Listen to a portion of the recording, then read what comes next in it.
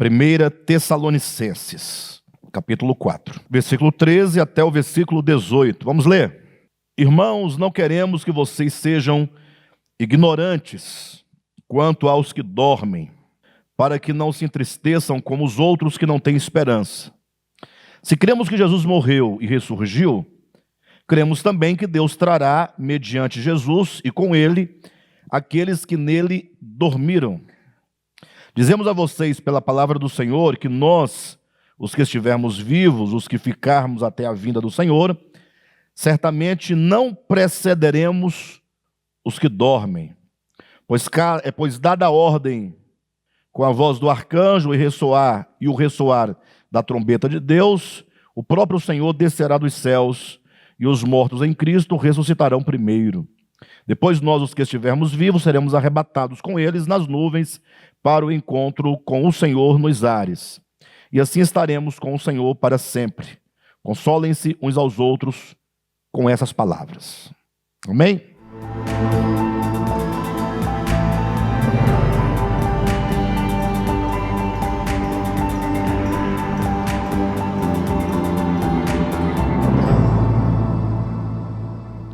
Queridos, esse texto, essa porção de 1 Tessalonicenses, talvez nesta epístola seja a única porção que traz um conteúdo de natureza doutrinária, né? É um ensinamento mais específico acerca de algum aspecto da verdade de Deus. Aqui, nesse caso, um aspecto da verdade escatológica, tratando-se das coisas que terão lugar nos últimos tempos, né? Que é o significado de escatologia. Escatos, né? As coisas finais, as últimas coisas. Logia é o estudo das últimas coisas, né? Escatologia. E quando nós lemos a Escritura, queridos, isso serve para toda a Escritura, que eu vou dizer agora, mas, sobretudo, no que diz respeito aos textos escatológicos. Nós precisamos tomar um cuidado muito grande para nós não fazermos do texto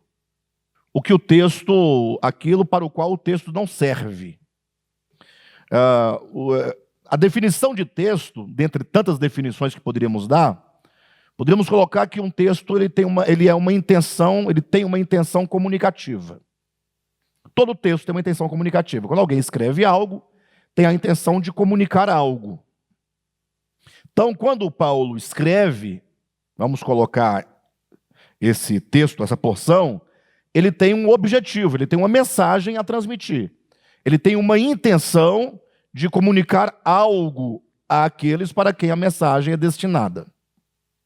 E nós devemos tomar um cuidado porque me parece que a teologia enquanto um sistema acadêmico de estudos da Bíblia Sagrada, ela acaba manipulando o texto de tal forma e passa então a criar sobre o texto um tanto de coisas que o texto não quer dizer. Pode até ser que haja, não estou nem negando que possa haver ou não haver alguma questão, mas o texto não tem a intenção de comunicar aquilo. Nós devemos nos limitar e nos restringir à intenção do texto. Então, porque somente assim nós vamos nos livrar de criar sobre um texto qualquer tipo de entendimento que não seja verdadeiro. Essa ideia de você criar sobre um texto aquilo que ele não quer dizer, é como se você inserisse dentro do texto as suas próprias ideias. Não é? Como nós somos seres históricos, o homem é um ser histórico, então ele traz a historicidade em si como herança. Ou seja, o homem ele acaba sendo um produto. Nunca é um produto finalizado, porque ele está sempre num constante devir, né? Sempre mudando no tempo. Mas o homem ele tem uma constituição cultural, ele tem uma constituição religiosa, ideológica, a depender do ambiente onde ele foi criado, as influências que ele sofreu, os estudos que ele realizou, os professores que ele teve, os pastores ou os padres, os líderes, Tudo isso vai formando a maneira da pessoa pensar. Daí a pessoa lê um texto, se ela não tiver muito cuidado, ela acaba inserindo para dentro do texto ideias que já estão aqui, né? Os seus pré-conceitos, os conceitos previamente adquiridos, acabam sendo inseridos dentro do texto. Aí isso se chama exegese. Há duas palavras muito parecidas, que é exegese, né? O o X e o exegese, que é a arte da interpretação. A arte não, é o processo de interpretação. Agora tem a exegese, que é E-I-S. Exegese, que é quando a pessoa insere dentro do texto as suas próprias convicções, os seus pré-conceitos, os seus achismos, ele vai inserindo. E aí a pessoa que não está atenta ao texto, ou uma pessoa mais desinformada, acaba acreditando que o texto está dizendo aquilo que a pessoa acha que está dizendo, mas na verdade não está dizendo. É aquilo que dizem, né? Ler um texto com os olhos do outro. Alguns falam com os óculos do outro, né? Você ouve tanto uma coisa, aí quando você lê o texto, você começa a ver no texto aquilo que só está na sua cabeça, mas você consegue enxergar, mas não está. Tá bom? Então, quando nós lemos os textos escatológicos, temos que tomar um grande cuidado, né? Saber discernir o que é uma figura, né? Quando está sendo usada uma figura, saber se essa figura de que tradição ela vem, porque uma figura não é inventada, você não pode inventar uma figura. Por exemplo, quando você fala que Cristo é o Cordeiro de Deus, você está usando uma figura, porque Jesus não é um cordeiro, um animal. Não pode ser. Ele não é um ovino, né? Não é um animal, né? Jesus é espírito. Agora, quando diz que ele é o Cordeiro de Deus, lógico que está aqui se usando o quê? Uma linguagem simbólica, um símbolo, uma figura. E aí nós temos que saber, esse símbolo, essa figura, ela vem de uma tradição, né? Então, você busca a tradição de onde vem esse símbolo, para você ter a compreensão exata do que aquele símbolo quer nos dizer. Então, são cuidados que nós devemos ter quando nós lidamos com textos de natureza escatológica. Toda a Bíblia tem que ter esses cuidados, mas textos escatológicos, muito mais. Por quê? Porque são textos que estão se referindo a coisas que não existem e que não aconteceram, que virão a existir e virão a acontecer, mas não existem ainda. Não aconteceu. Então, se não aconteceu, nós não temos parâmetro de compreensão exata do que é ou de como é. Tudo bem, pessoal? Essa advertência ela é muito importante para que os irmãos acompanhem o nosso pensamento. De outra maneira também, nós podemos, ao ler esses textos escatológicos, buscar outros textos que comunicam, que dialogam com o texto que nós estamos lendo, e textos que sejam mais claros, que usam menos figuras, ou mesmo que, ao tratar do mesmo tema, não use metáfora, mas use uma linguagem expressa. Porque aí o texto que fala a mesma coisa, mas que não usa a figura, né? Não usa uma linguagem figurada, mas uma palavra direta, específica, clara, então ele lança luz sobre o texto que nós estamos lendo. O que eu estou colocando para os irmãos são regras são ferramentas de interpretação que você usa no ato da sua leitura, tá bom? Bem, dito isso, vamos ao texto, né? Vamos ao texto. E o texto começa dizendo assim, queridos: irmãos, não queremos que vocês sejam ignorantes quanto aos que dormem, para que não se entristeçam como os demais que não têm esperança. Então, logo, esse texto aqui, pelo menos, é um texto que vai nos facilitar a compreensão, porque logo no início do texto, ele coloca a intenção do autor.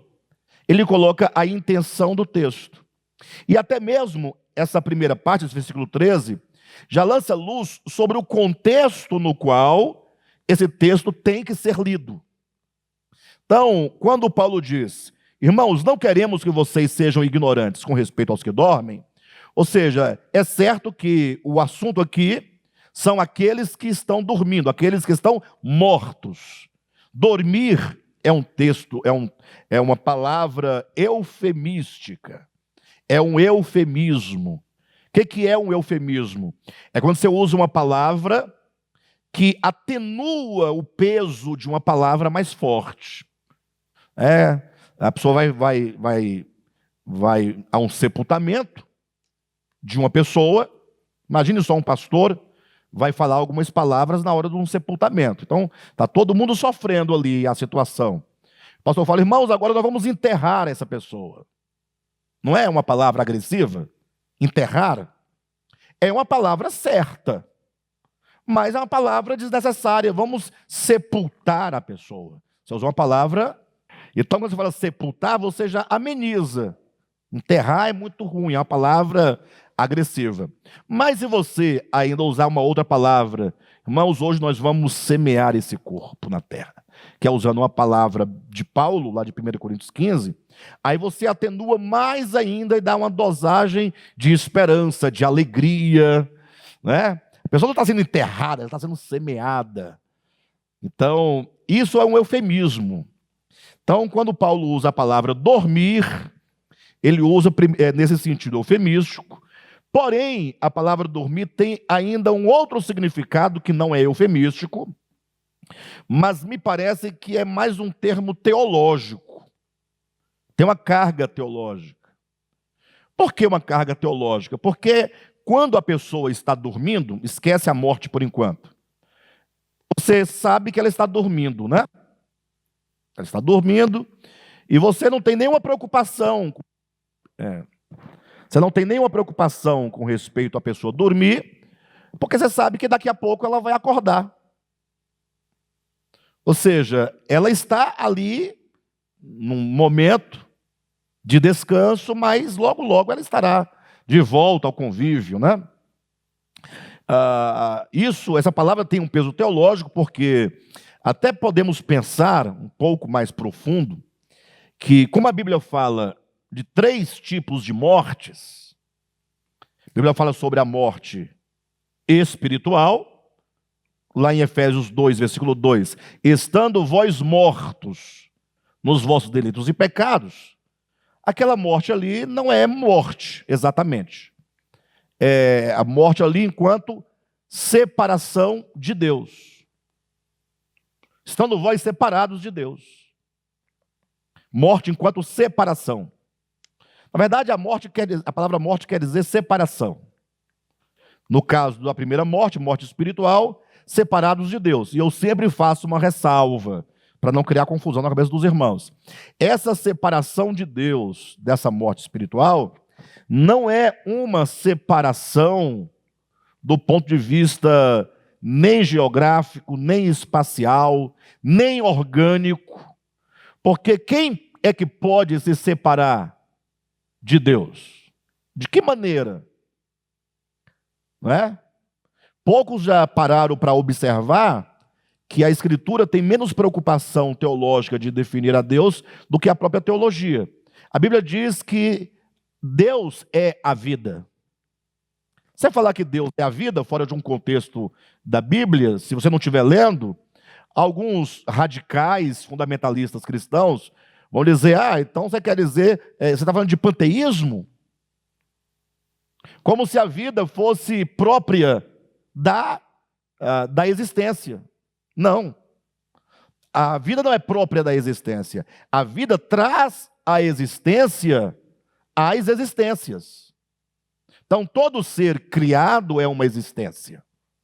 A vida não faz parte da existência. A vida é o que gera tudo, é o que dá vida, é o que faz existir, é o que faz o fenômeno da vida manifestada, da vida biológica acontecer.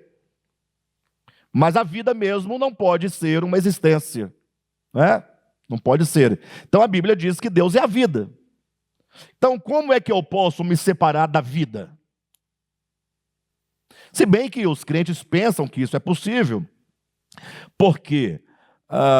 Porque os crentes têm uma visão dualista acerca de Deus. Ou seja, Deus está lá, eu estou aqui, tem nada a ver. Ele me criou, me largou aqui. Como se eu fosse autômato, tivesse uma lei própria, não é? Fosse autônomo com respeito à minha própria existência. E não é assim que as coisas são. A ideia de que Deus criou tudo do nada. Se Deus criou tudo do nada, qual é a relação do que existe com Ele? Nada. O que Ele criou do nada, a coisa está lá. Apareceu lá, do nada. Eu estou aqui e do nada apareceu lá. Mas essa ideia que se firmou no cristianismo como um todo, catolicismo romano, protestantismo, evangelicalismo de maneira geral, Deus criou tudo do nada, isso não é verdade. Isso é ideia de Agostinho, Santo Agostinho. Ele que criou essa ideia, não tem na Bíblia. Pelo contrário, se você perguntar para a Escritura, o que ela vai te responder? Vai dizer que tudo que Deus criou, procede do próprio Deus. Procede de Deus. Não é o que está lá em João capítulo 1, quando fala que todas as coisas foram criadas por Ele, e sem Ele, nada do que foi feito se fez. Ou seja, tudo foi criado por Ele, e sem Ele, enquanto vida, nada pode vir à existência. Que Paulo fala em Colossenses capítulo 1, versículo 16, 17. Ele diz que nele todas as coisas existem, nele. As do céu, as da terra, as visíveis, as invisíveis, sejam tronos, sejam principados, potestades, dominadores, soberanias. Tudo o que existe só pode existir nele. Cristo é esse ambiente, para os irmãos entenderem, é como uma terra. É como uma terra. Na terra tudo vai brotando, vai gerando. Você vai lá, capina, tira tudo, lara a terra, deixa limpinha, no outro dia tem um brotinho nascendo. Não é assim? Então, esse exemplo que eu dei é apenas para os irmãos entenderem, do ponto de vista da figura. Nele, ele é esse ambiente onde tudo existe. Inclusive, um grande teólogo cristão, fugiu-me agora o nome dele, ele usa a palavra laboratório, como Deus fosse o grande laboratório, onde todas as coisas são ali geradas. Então, como pode o homem se separar de Deus? Não tem jeito. Mas quando a Bíblia diz, estando vós mortos, morte aqui enquanto separação, essa separação se dá no coração. Aí, para que ninguém tenha dúvida do que significa essa separação no coração, basta você imaginar uma coisa que eu acredito que não deve existir, mas vai que existe, Um casal que mora dentro da mesma casa, come da mesma comida, dorme no mesmo quarto, dorme na mesma cama, mas estão brigados. E aí, então, embora eles estejam dentro do mesmo ambiente, eles estão separados no coração. É uma separação aqui dentro, e não uma separação, tanto é que, para aqueles que acreditam que basta ter uma certidão de casamento civil, isso é uma bobagem. Certidão de casamento civil é boa, eu acho que é legítima, acho que é muito bom que se tenha, mas isso é apenas uma questão do Estado, é um controle do Estado, para resguardar e etc. E o próprio Estado, enfim. Mas é possível que a pessoa seja casada no civil, na igreja, e não casado no coração. O que tem de casamento, de contrato, não é brincadeira. A pessoa se casa por uma conveniência, O homem precisa de uma mulher e de uma mãe. Precisa de uma mulher e de uma mãe. Para lavar roupa, passar, cozinhar. Tal. E às vezes a mulher precisa de um pai, para dar dinheiro, para comprar coisa. Se bem que como o mundo mudou, as mulheres estão agora assumindo o seu papel no mercado de trabalho, o que é muito bom. O que acontece? Isso está caindo por terra, Está indo para o outro lado. Mas assim, não tem mais esse desnível, né?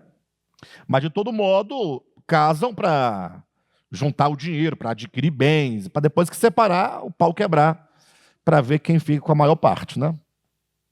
Bem, de todo modo, isso não é casamento, nunca foi casamento. Casamento é do coração. Dei o exemplo do casamento para falar da morte.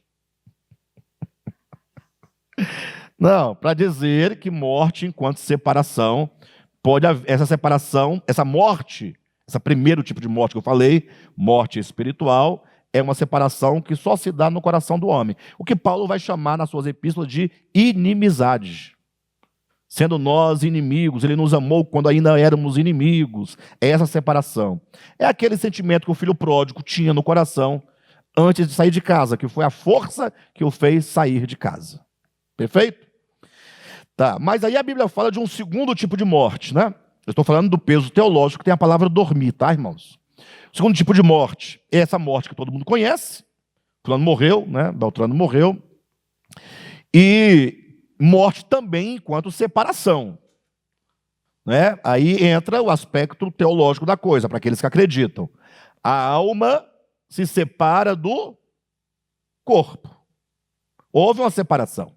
Se a alma se separa do corpo, essa separação se chama morte. Mas como nós que lemos a Escritura, que temos a Escritura como fundamento de fé, ou a partir do qual nós compreendemos as questões da fé, entendemos que essa alma, a despeito de qualquer discussão em torno dela, ela está aguardando um momento de ressurreição, ou para a morte eterna, ou para a vida eterna.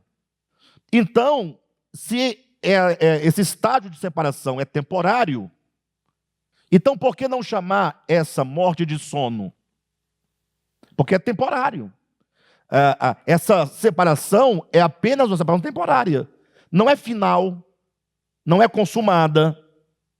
Por isso, o peso da palavra, o peso teológico da palavra dormir. Diz, o fulano está dormindo, ou seja, nada está acabado, logo, logo ele retornará. E então vai dar seguimento ao que tem que dar. Seguimento. É um sono, é.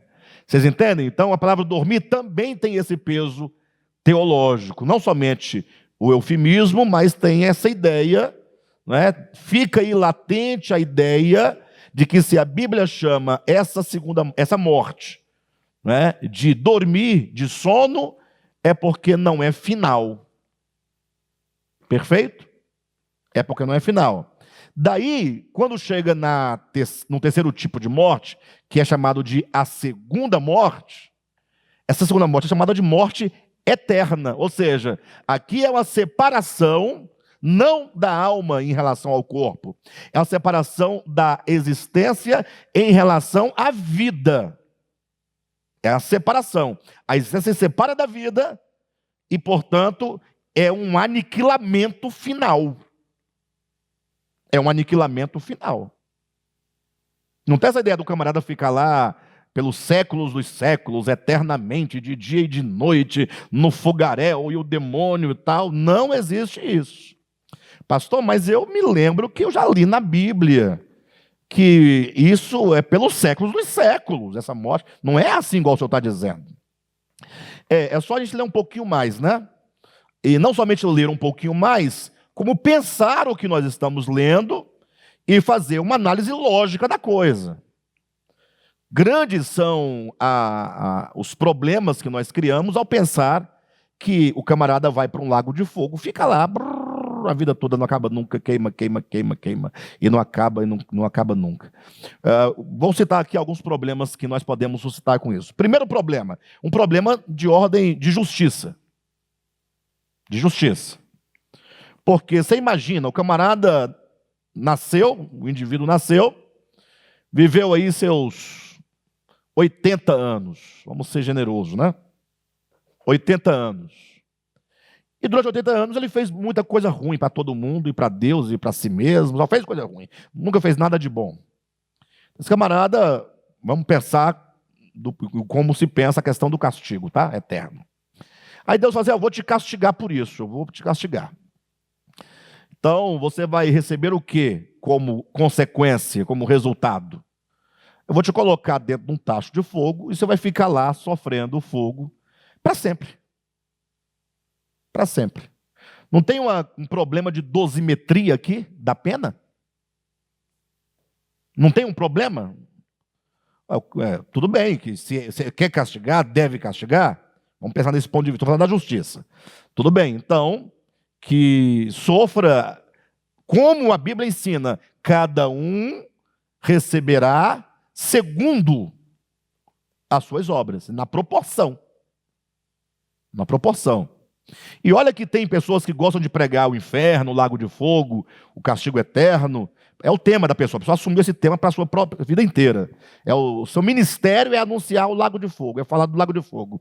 Que chegam a dizer que Deus e os salvos no céu têm o inferno, o lago de fogo, como sendo a fonte do seu prazer. Ou seja, o que traz o gozo da eternidade, da vida eterna, é o sofrimento do outro. Como se, de vez em quando, tivesse que dar uma olhadinha lá para ver, que maravilha, aqui está tão fresquinho onde nós estamos. Esse ar-condicionado é bom demais, né?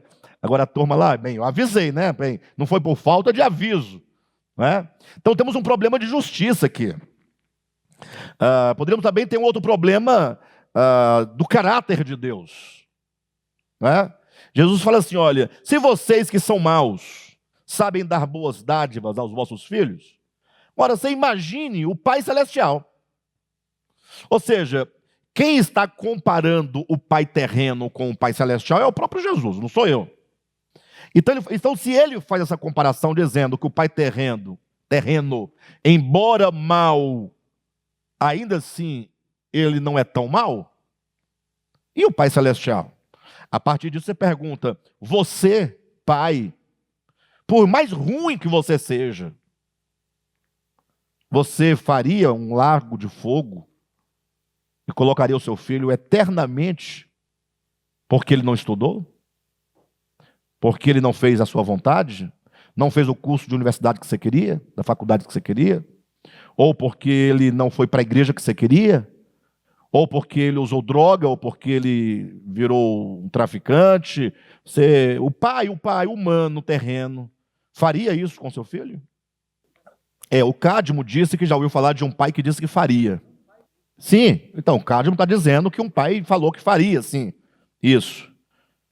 Mas é muito fácil. Falar é fácil. Olha, porque vocês me conhecem muito pouco, né? A Silvia me conhece mais, que é irmã, né? Mas eu sempre fui, já fui uma pessoa muito rigorosa com aquilo em que eu acreditava. E eu falava assim, olha, tem que ser assim, é assim, ponto final, não tem alternativa. Mas quando eu falava daquele modo, eu não tinha uma experiência. O tempo passou, me casei, sou pai de 2 filhas, e hoje eu não faço o que eu dizia que deveria ser feito.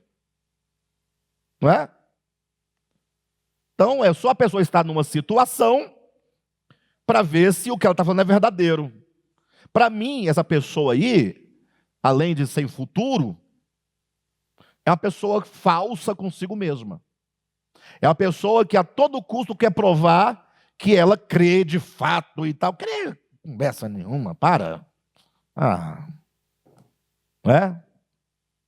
Bem, de todo modo, pensar nesse lago de fogo de forma eterna é um problema de ordem o quê?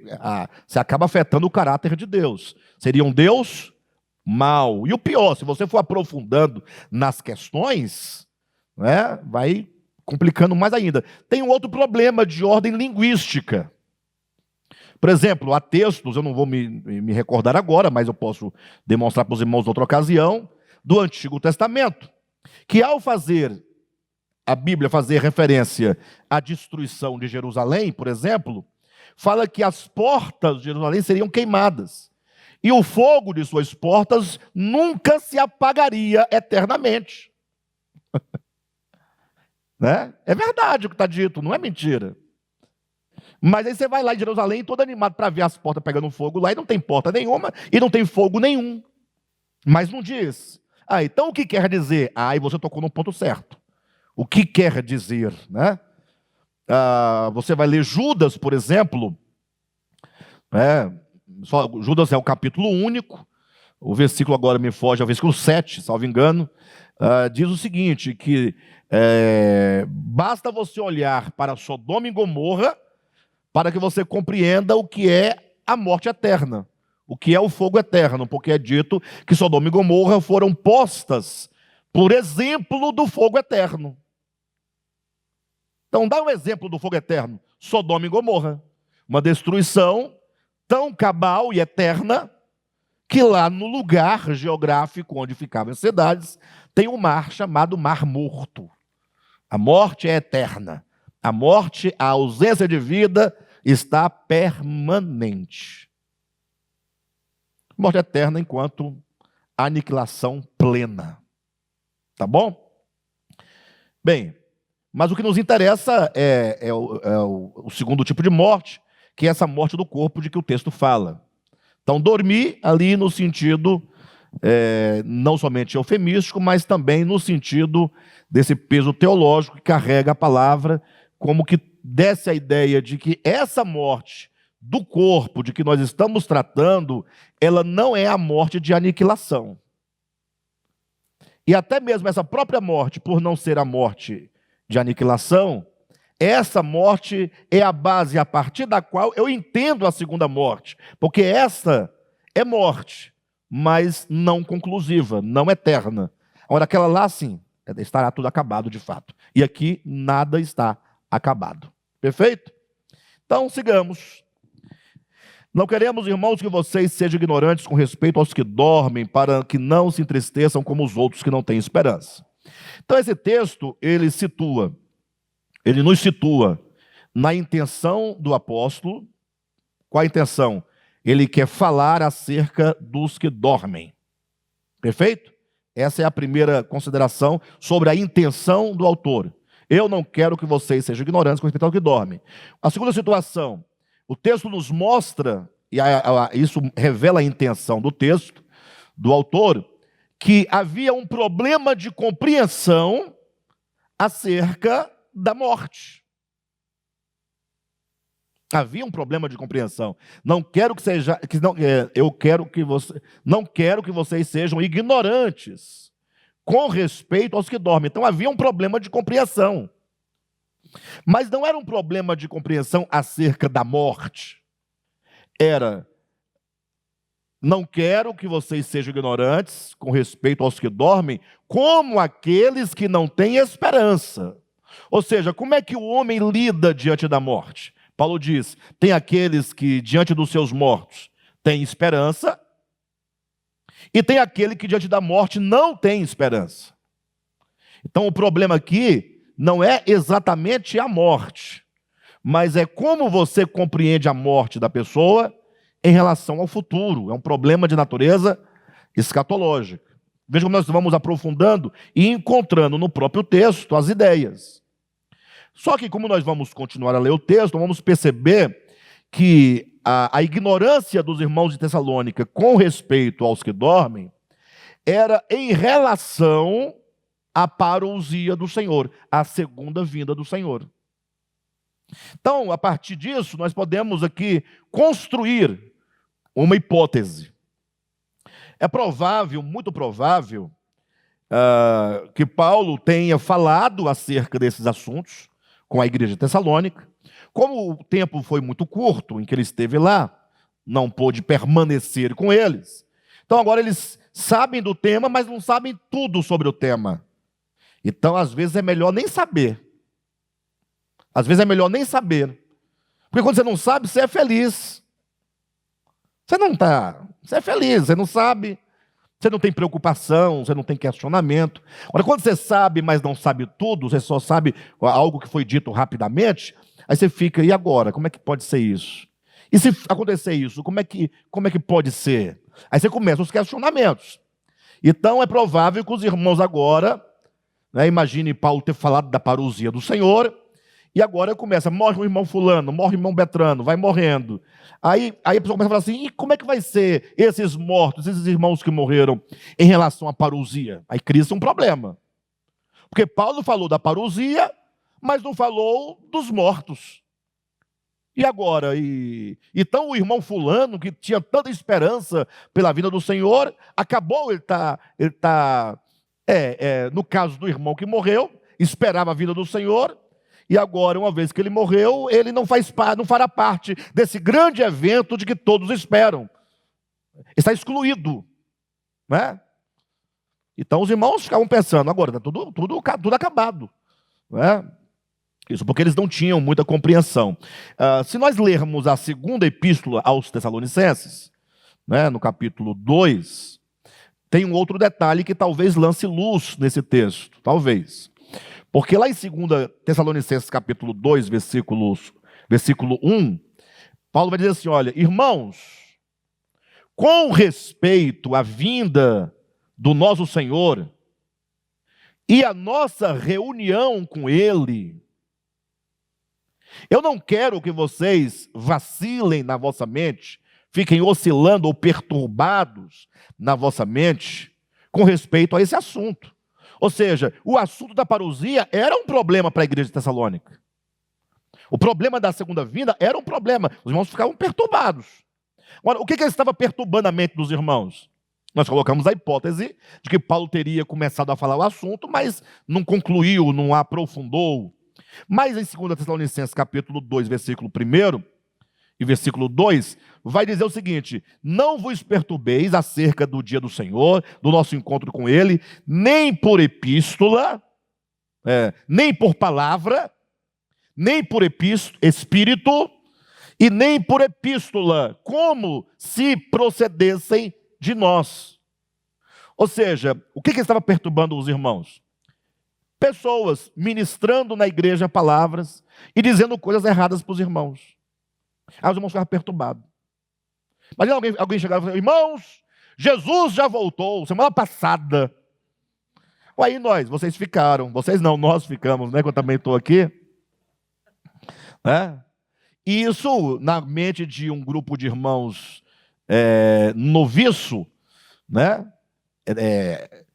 Pessoas neófitas, iniciantes na fé, causavam uma perturbação. Ai, meu Deus do céu, nós ficamos, e agora? O que vai acontecer? Ou então pessoas que escreviam cartas, ensinando coisas erradas para a igreja, e no final assinavam Paulo de Tarso. Ou então, apóstolo Paulo. Coisa assim, não vos perturbeis por epístolas como se procedessem de nós. Como se a epístola fosse escrita por nós, apóstolos. Então havia pessoas que estavam perturbando a paz dos irmãos de Tessalônica com mensagens equivocadas, com mensagens sensacionalistas, e esses irmãos estavam ficando perturbados. Então, isso criava muita dúvida e dificuldade na mente dos irmãos. Então, nós conseguimos já, no próprio texto, aqui do capítulo 4 de 1 Tessalonicenses, encontrar aqui a intenção do texto. Versículo 13. Irmãos, não queremos que vocês sejam ignorantes com respeito aos que dormem, para que não se entristeçam como os outros que não têm esperança. Mais um detalhe da intenção do texto. Os irmãos estavam entristecendo-se, entristecidos e angustiados quando viam as pessoas morrendo. E Paulo disse, olha, quem fica nessa situação de profunda tristeza são aqueles que não têm esperança. Ou seja, vocês têm esperança. Então, o que Paulo vai tratar aqui acerca da situação dos mortos em Cristo em relação à parousia, ele vai esclarecer isso. Ele vai falar sobre a esperança que nós devemos ter em Cristo. Então ele vai esclarecer essa relação que nós devemos ter com esta mensagem acerca da parousia do Senhor. Nada mais além disso. qualquer coisa que você começar a dizer, essa trombeta aqui é a trombeta lá do Apocalipse, é a trombeta do arcanjo Miguel lá de Daniel, e começar a fazer links, aí você começa a sair da intenção do texto, e aí você estará num pântano para criar qualquer escatologia que você quiser criar. Então, fujam de qualquer situação em que o texto não propõe o debate. Então, vamos seguindo, né? Versículo 14.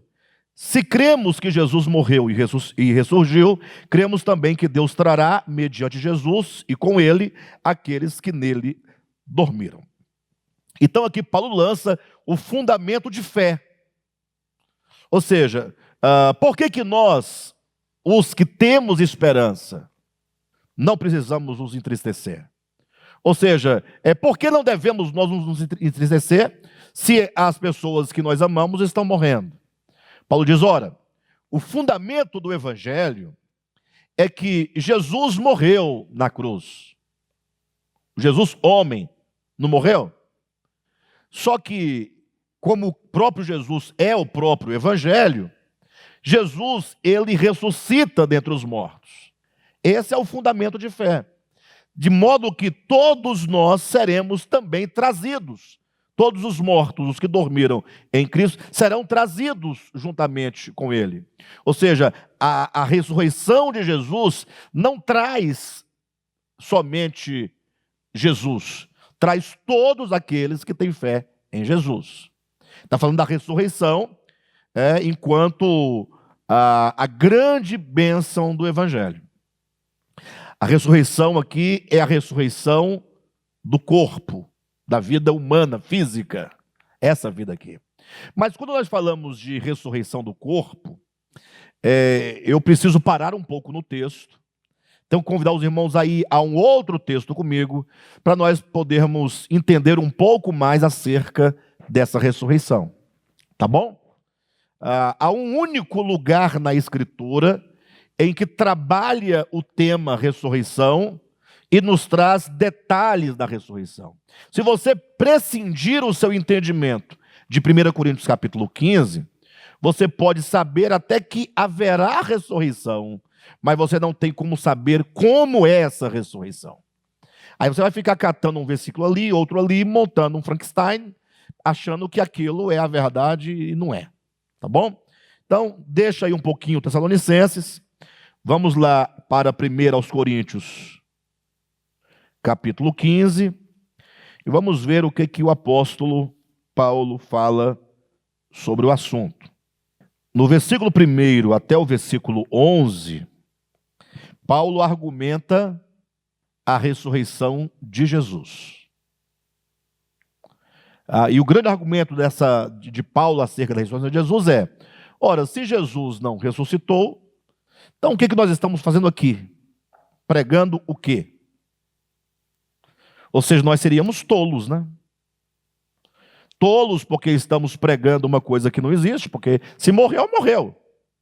Você vai ficar pregando um Jesus morto? Ou seja, se ele próprio foi vencido pelo seu maior inimigo, nada mais temos a dizer sobre ele. Perfeito? E segundo, ele vai fazer agora um argumento de natureza eterna, né? Ele vai dizer, ora, e se não há ressurreição, então nós somos os mais infelizes de todos os homens. Pensa comigo por um momento. Pensa comigo, vamos pensar um pouquinho. Vamos pensar a vida de um cachorro.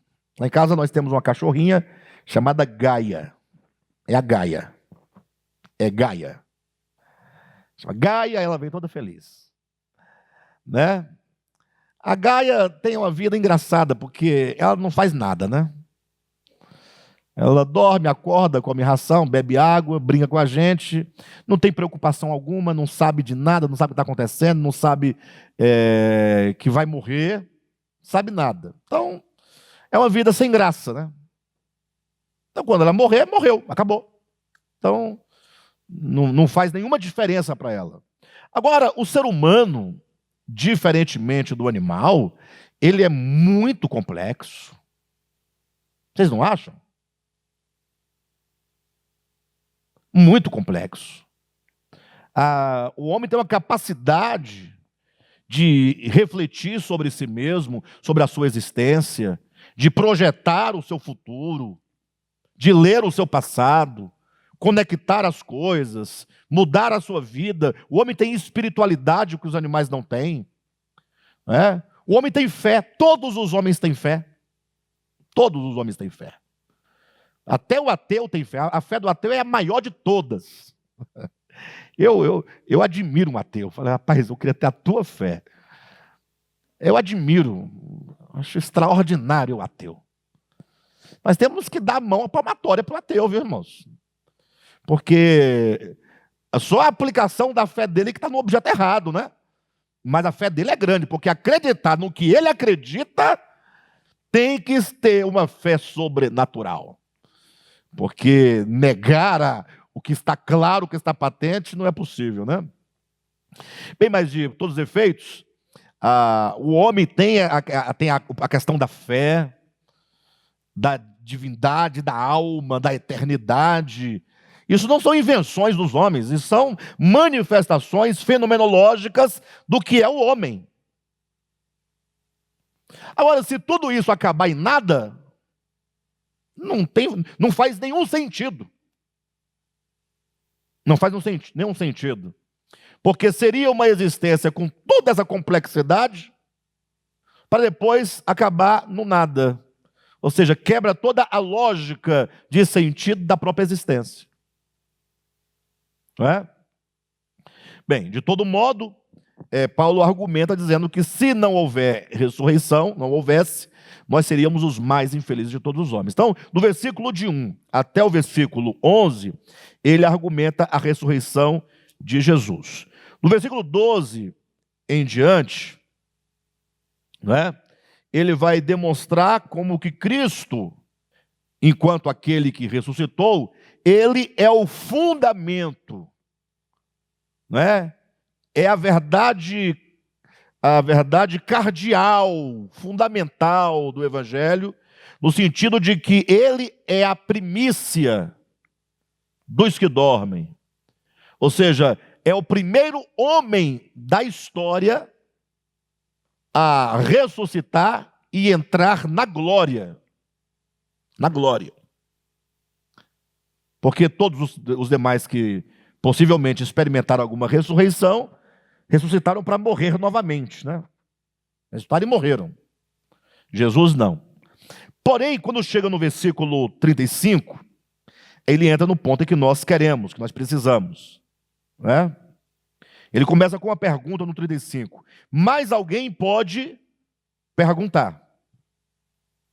E aí você não tem que ter pressa, você tem que ler o texto, você não venha com seus dogmas, deixa de lado qualquer coisa. Apenas leia o texto, deixa o texto falar com simplicidade. Alguém pode perguntar: como ressuscitam os mortos? Não é a pergunta que qualquer um de nós faríamos? Pegou a Bíblia é simples, né? E tá bom, está falando da ressurreição dos mortos, uma coisa meio... porque essa pergunta vem de uma ignorância, né? É meio sem lógico, né? O camarada morreu. A terra comeu o corpo do camarada. Comeu a carne, comeu os nervos, os músculos, os ossos, tudo acabou, não existe mais. Não tem. Como é que ele pode ressuscitar? Né? Como é que... o que você chama de ressurreição? Essa é a questão que Paulo está colocando. Como nós devemos... Porque uma coisa é você, eu creio na ressurreição, porque Paulo lançou o fundamento. Jesus ressuscitou, é a prova. Jesus é a premissa dos que dormem, é a esperança, é o fundamento. Agora, como isso pode ser, é o que ele quer nos ensinar. Versículo 35 diz: mas alguém pode perguntar, como ressuscitam os mortos? Com que espécie de corpo virão? Então é só ler, né? Não é simples? Só ler. Não precisa ficar com confusão.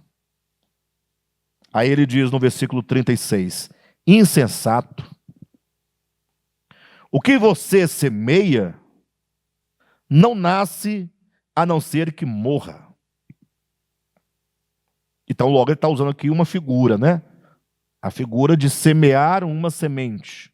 uma semeadura. O que você semeia não nasce, a não ser que morra. Quando você semeia, você não semeia o corpo que virá a ser.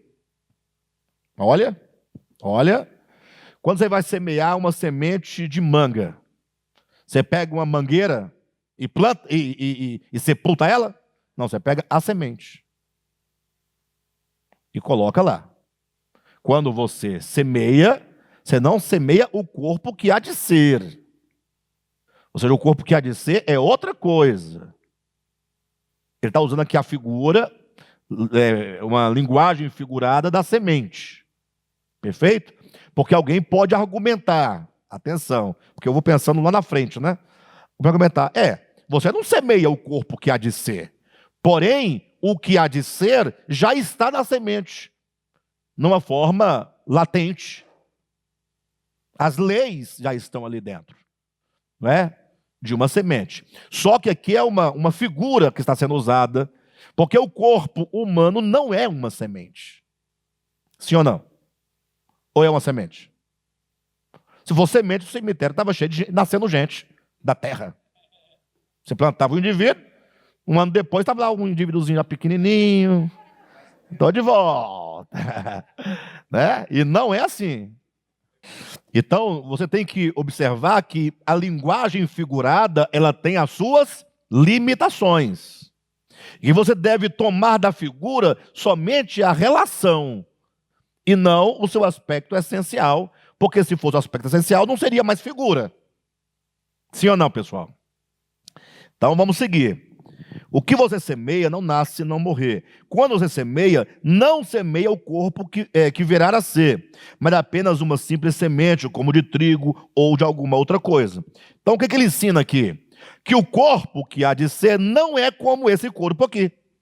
Do mesmo modo que o corpo de uma árvore que virá a ser não é como o corpo de uma semente. Ou seja, são coisas distintas. Vamos seguindo. Versículo 38. Mas Deus lhe dá corpo como determinou, e a cada espécie de semente dá o seu corpo apropriado. Então vamos ler o 37 e entrar para o 38 para os irmãos perceberem. Quando você semeia, não semeia o corpo que virá a ser, mas apenas uma simples semente, como de trigo ou de alguma outra coisa. Mas Deus lhe dá corpo a quem? A semente, como determinou, e a cada espécie de semente dá o seu corpo apropriado. O que ele está dizendo aqui? Quando nós lemos, nós temos que extrair a ideia proposta. Está aqui na cara. Quando diz, olha, quando você semeia, você não semeia o corpo que há de ser, perfeito? Então ele está dizendo que um é o corpo da semente, outro é o corpo da semente crescida, desenvolvida. Está falando que são dois corpos diferentes. Um corpo é o sepultado, o outro o que floresceu, ressurreição. Mas ele segue dizendo, presta atenção, outro ponto importante. Mas apenas uma simples semente. Aí ele fala, como de trigo ou de alguma outra coisa. Então você imagina tipos de sementes. Mas Deus lhe dá da semente um corpo, como determinou. Ou seja, o corpo apropriado conforme a lei, quando Deus criou aquela espécie. Aí ele diz, e a cada espécie de semente dá seu corpo o quê? Apropriado. Ou seja, todas as sementes vão ter no futuro, uma vez desenvolvida, o mesmo corpo? Então existem vários tipos de corpos. É isso que ele está dizendo. Que na criação de Deus, existem diferentes tipos de corpos. Assim como são diferentes as sementes. E uma vez que elas morrem e elas renascem, terão corpos diferentes. Olha para o corpo de uma bananeira. Olha para o corpo de um jacarandá. Olha para o corpo de um alface. Tudo é corpo. Mas são diferentes. Sim ou não? Então ele está dizendo, cuidado, porque quando você pensa na eternidade, você pensa lá, só tem Gasparzinho, né? Voando. Fantasminhas. Você pensa numa alma penada, alma desencarnada. Ele sempre pensa nesse sentido. Na eternidade, todo mundo passando pelas paredes. Mais ou menos essa ideia. E aí nós estamos simplesmente reduzindo a ideia de corpo a corpo físico. Como se, porventura, os anjos não tivessem corpos. Quem está entendendo? Então, ele está defendendo que um é o corpo quando semeia, outro é o corpo quando, no caso da metáfora, quando crescida a semente, desenvolvida a semente. E aí ele fala que mesmo entre sementes e sementes, Deus dá corpo apropriado para cada tipo de semente desenvolvida. Vamos seguir. Versículo 39. Nem toda carne é a mesma. Aí, olha como Paulo vai trabalhando a própria biologia para demonstrar a multiplicidade, a biodiversidade com respeito à natureza dos corpos, agora da carne. Ó. E nem toda carne é a mesma. Esse nem aí, né, ele está fazendo a conexão. Assim como as sementes, cada uma tem seu corpo apropriado, depois desenvolvida, a carne também há diferentes tipos de carnes também. Não é? Vamos seguindo. Aí ele diz: nem toda carne é a mesma. Os homens têm uma espécie de carne, os animais têm outra, as aves outra e os peixes outra. Aí agora, ele passou pelos exemplos, ele agora vai para a assertiva. Há corpos celestes. E há também corpos terrestres. Podia parar aqui, né? Nem precisava continuar muito. Ele está dizendo assim, olha, o corpo da ressurreição não é esse aí não, irmão. Para de bobagem. Não é esse aí. Porque você está pensando em voltar, né? Com esse mesmo corpo. Até tem um versículo, salvo engano, de Isaías, agora me fugiu a memória, o endereço do texto, que diz que a terra dará conta dos mortos, né? Ora, lógico, essa é uma maneira de falar de alguém que acredita na ressurreição, mas não sabe como. Aí ele fala, a terra tem que dar conta, acabou, ué. Ou seja, eu acredito na ressurreição. E aí, mas a terra comeu, se vira. É isso que ele está dizendo. Porque mais forte é a fé que ele tem na ressurreição do que a ignorância do modus operandi da ressurreição. Ele não sabe. Está na Bíblia, pastor. Mas o que tem? A Bíblia é muita coisa, a maioria da coisa que foi dito sem saber. Quando você lê os salmos, o salmista orando, falando, eles estão orando. Está na Bíblia. Mas está na Bíblia porque foi registrada a oração deles. Agora, eles oravam com entendimento? É a pergunta.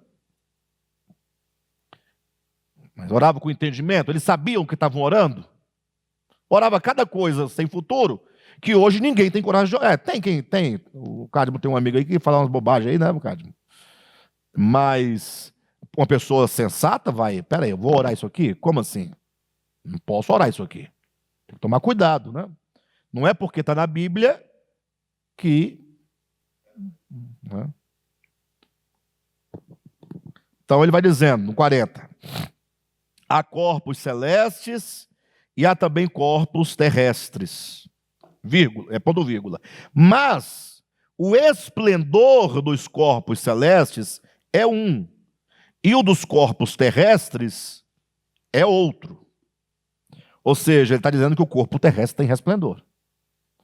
Você já viu alguém por aí igual uma lâmpada acesa?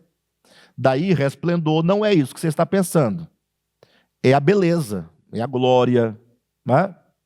Você olha para uma criança, ela tem beleza, a expressão. Há corpos celestes, há também corpos terrestres, mas o esplendor dos corpos celestes é um, e o dos corpos terrestres é outro. Um é o resplendor do sol, outro o da lua, e outro o das estrelas.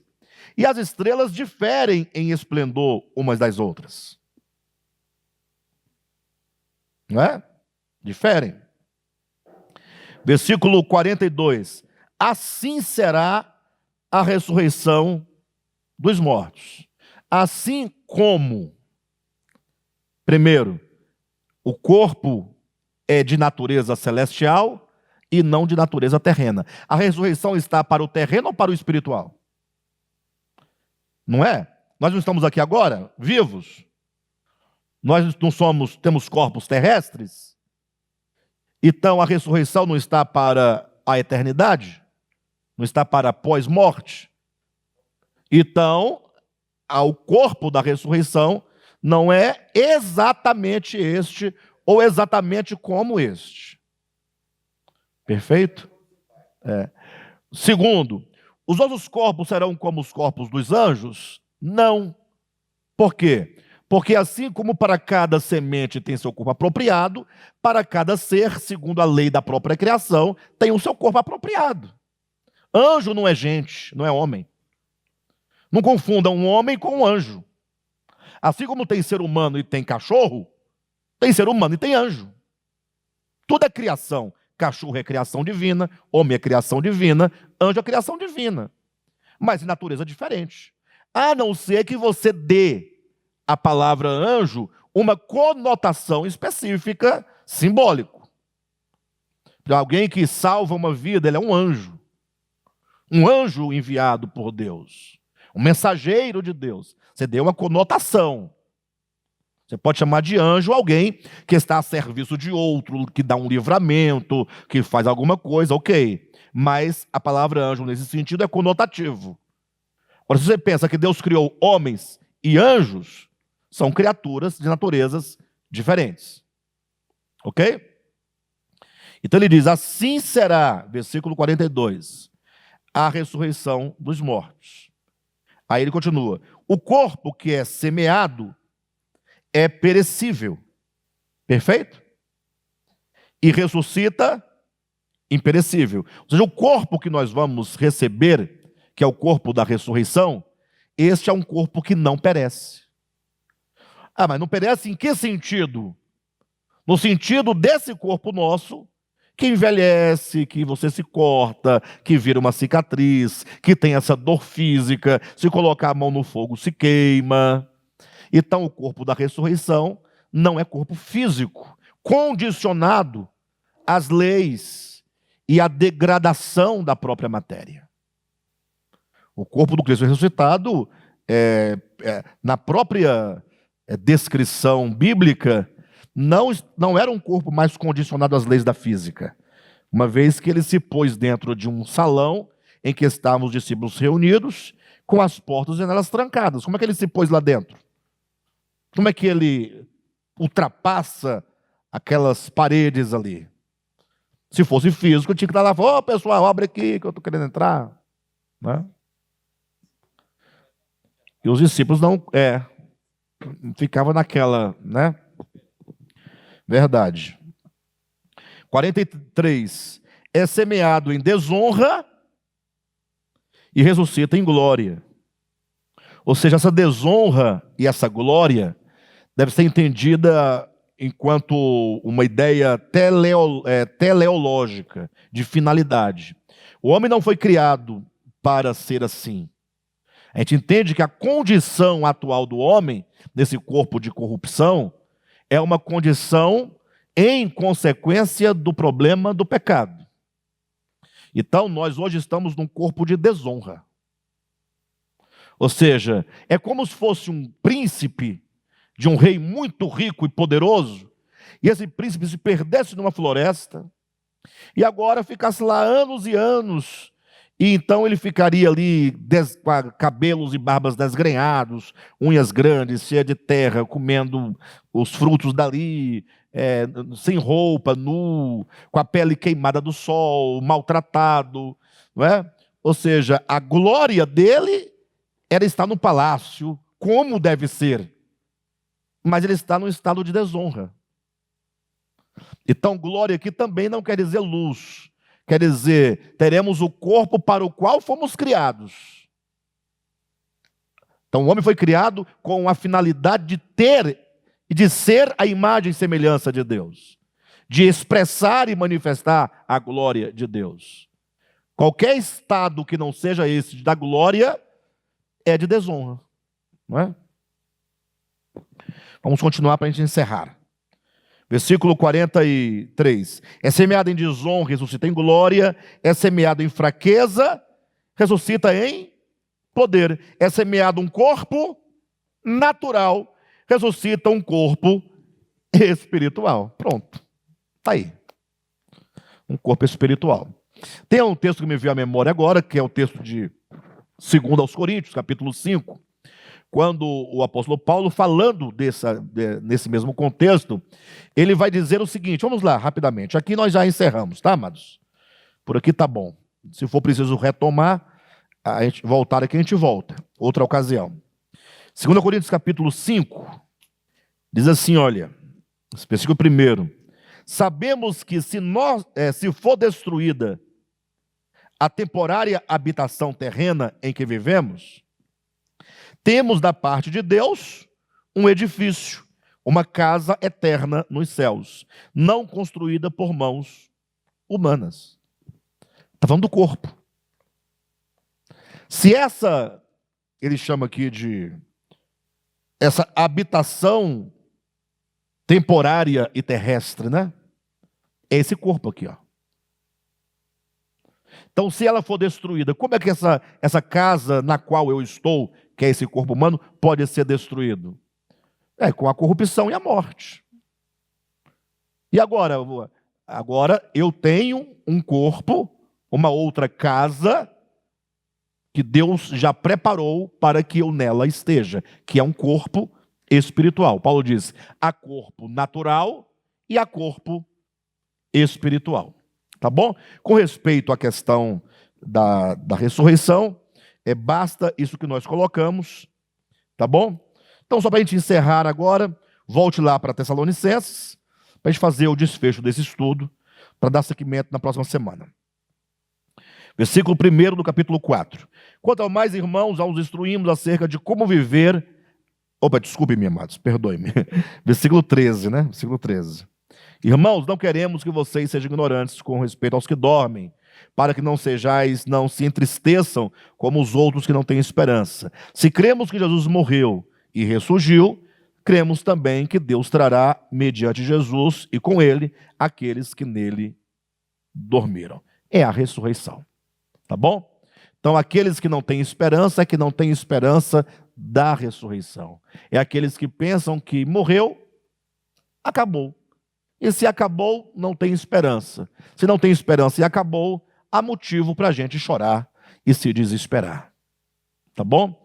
Eu sei que nada que eu falar aqui rapidamente vai resolver, mas nós precisamos urgentemente